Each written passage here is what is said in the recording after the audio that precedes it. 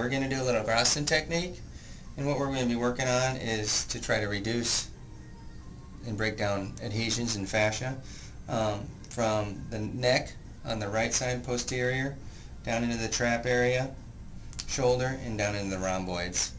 And we're going to work bilaterally with this. The goal is to reduce the scar tissue and adhesions that's built up over time that has caused the tension of this muscle to pull over to the right side.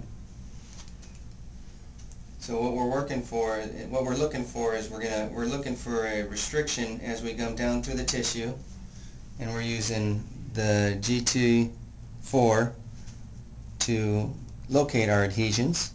And once we find them, we're going to kind of work in that area, which is feels like a speed bump. And the patient's going to develop, and what we're looking for is the reddening of the area, which is petechiae, which is going to come into the top of the tissues. And what that's telling us is breaking down the adhesion as we work through this area to loosen it up. And as I work over it, I can feel, and the patient should be able to feel, the grittiness of the tissue as we work over it. And you can see right through here, you can see, get close up here, we'll look a little bit of the petechiae, which are the little red blood vessels, corpuscles that come to the tissue, and as we're breaking them down. And that's what we want. We want to develop a kind of an inflammatory reaction, so as we break down the adhesions, that it will heal in a proper matrix pattern of the tissue. See, after working a treatment through, you can notice all the petechiae that's come up, and it's going to come up more often in the areas that have more adhesions than less adhesions. But you can see that we've worked bilaterally on both trapezius muscles and down the rhomboid, and we have bilateral reddening. The good thing about this reddening is it does go away within 2 to 3 days.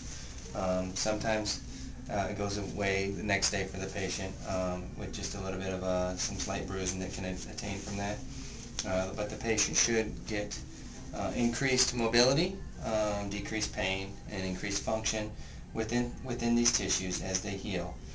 She'll go through a stretching protocol and some strengthening to help heal the tissues in a proper matrix form.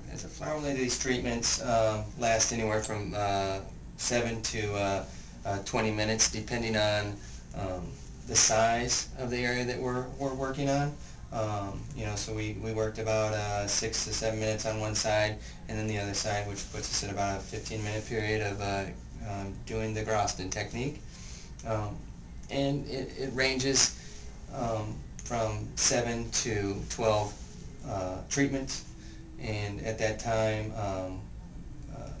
most of the time the patients are able to have get back to their full range of motion, and the treatments after that 7 or 12 times, we have patients that have been able to go a year without having to be seen again with pain-free and increased range of motion.